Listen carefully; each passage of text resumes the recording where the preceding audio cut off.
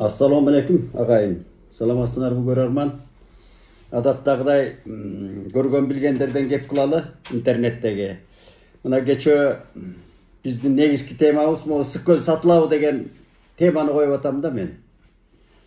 Ысык көл деген Кыргыз ала тоосунун мекенибиздин көзү, жүзү, бермети.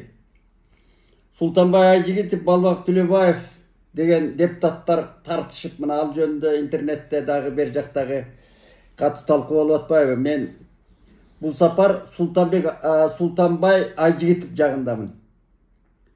Балбак Баатыр айтып атат, эми Балбак Баатыр кээде чындыкты айтат, жакшы маселелерди көтөрөт. Мен ал колдоочусун колдоп жүрөм, бирок бул сапар Балбак мырза балп ettирип атат.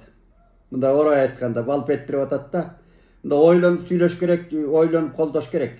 Биринчиден ал айтып атат, ысык көлгө келгенде эле ушунтесиңерби, ушу ысык көлдүктердин акысы жокпу? Анын жээгиндеги жерлерди чет мамлекеттин жарандарына дейби, байларына айтор сөздү кыскартып айтканда менчикке берүү жөнүндө сөз болуп атат.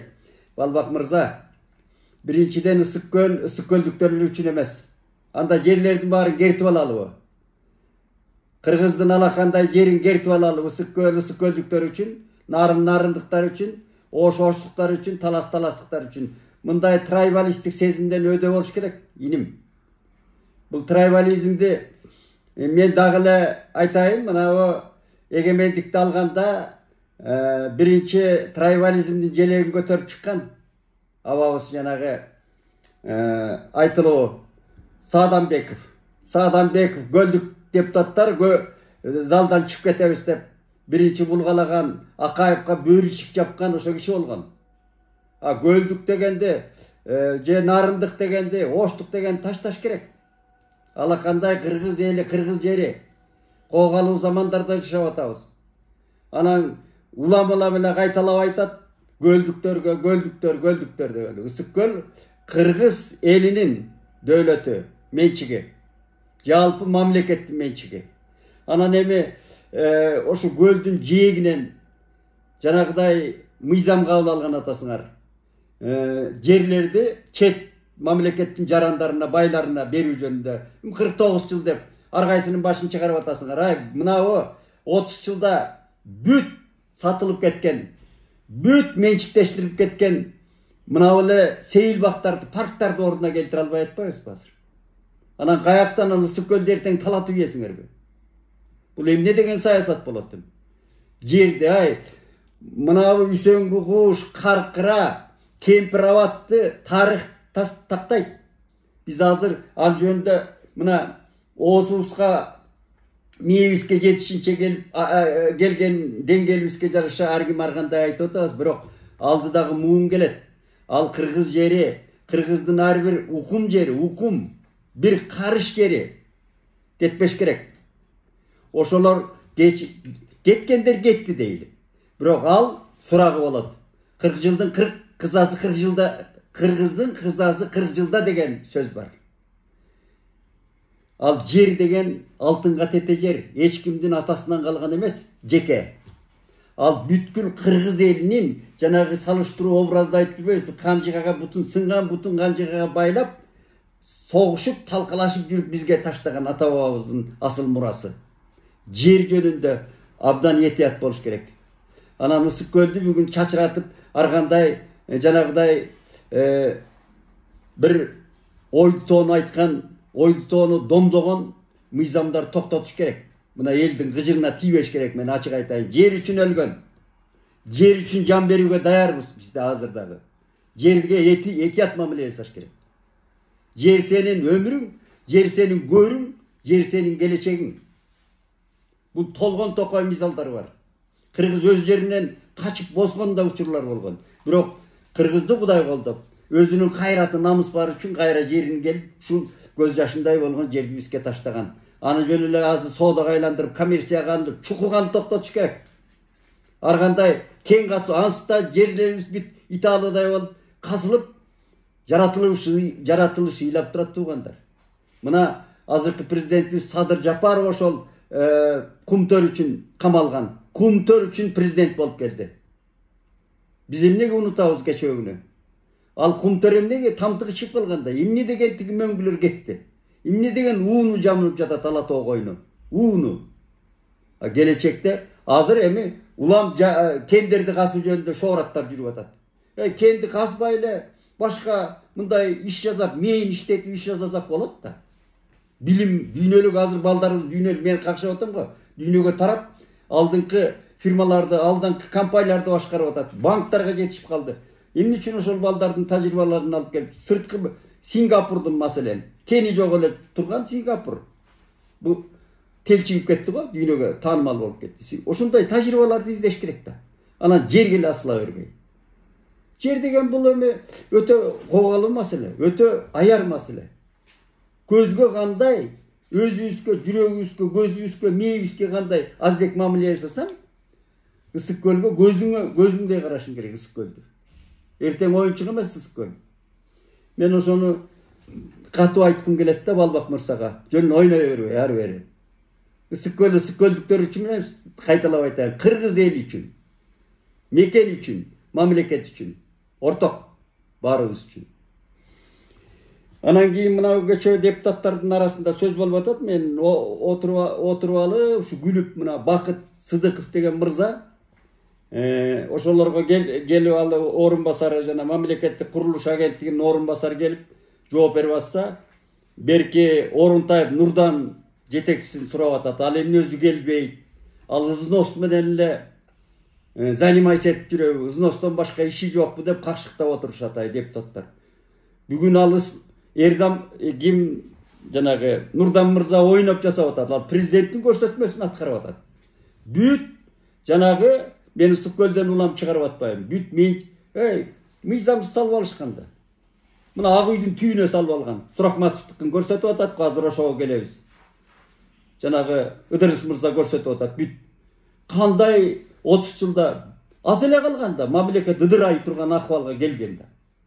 Мына азыр мына бийлик козгоп, азыркы бийлик ордун алып келгенге жанталашып атат. Биз ошо жакшы жагын колдоп атабыз.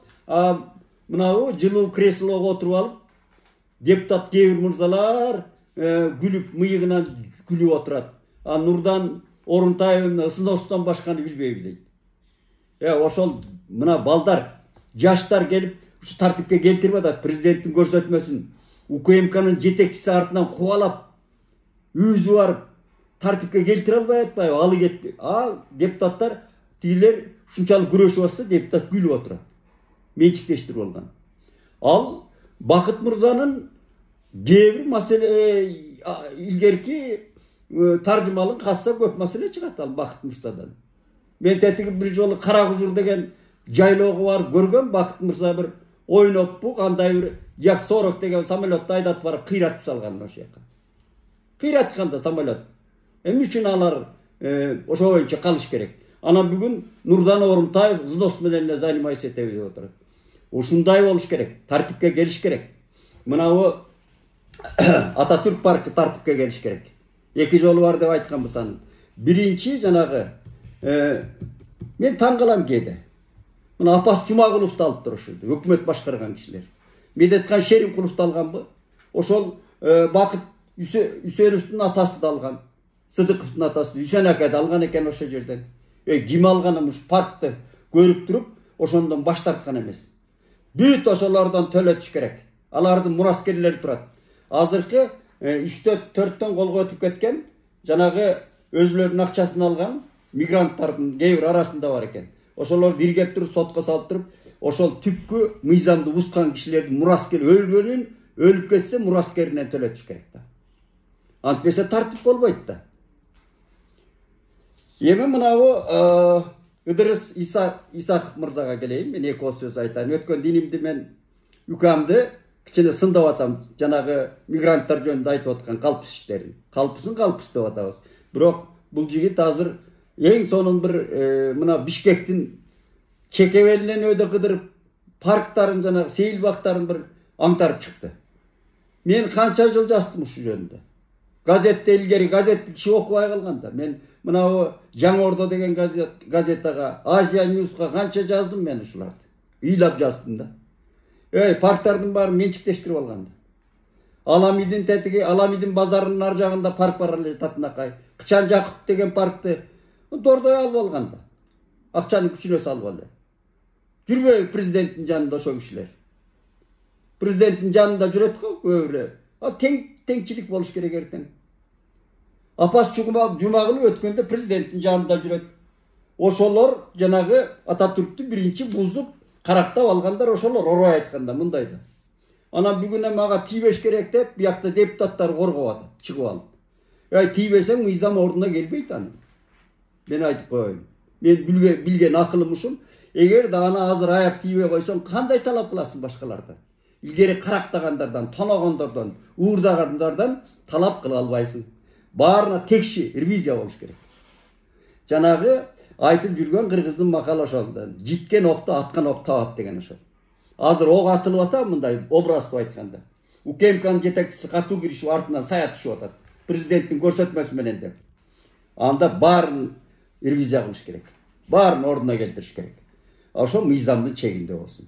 Анан мынабы Ыдырыс мырзанын айтканын мен аябай кубамганды канча жаздым мына Орто Сайдын надырлары Желек туунун Бабановский знамя деп тамашалап коем мен ошол жака көп басам да.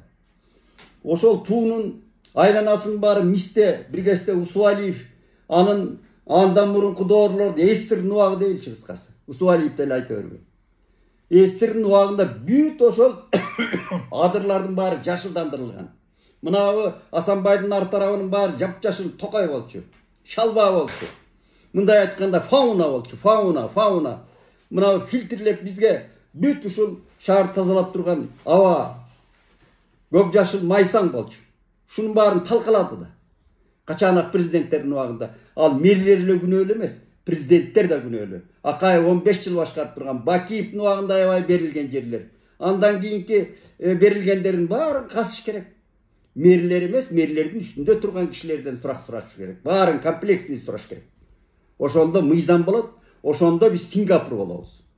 Жок дегенде Грузия болобуз. Толук кандуу баарын. Анан тандамай, ала койду бөлө кыркмай деген саясат арты ишке ашпайт. Балбак мырза дагы бүгүн айтып атканына ошо жооп берүү катары ушуларды айтайын дедим. Аман болот.